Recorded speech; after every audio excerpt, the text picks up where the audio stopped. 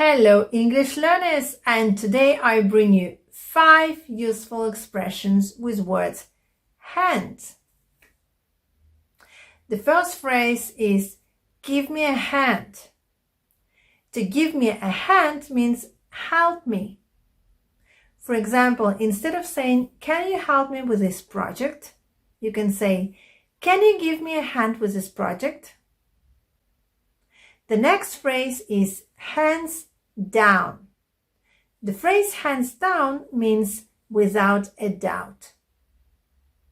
For example, yesterday we went to a restaurant and I can say this is hands down the best restaurant in town. That means there is no any doubt that this is the best restaurant here in this place.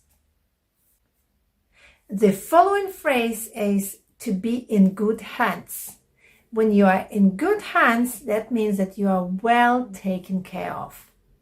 Don't worry, you are in good hands. The next phrase is to wash your hands of something.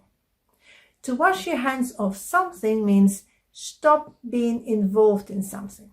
For example, I'm washing my hands of this issue.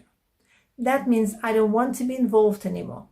I don't want to know anything about it anymore. I wash my hands of this issue. On the other hand, we use the phrase on the other hand to represent an alternative point of view.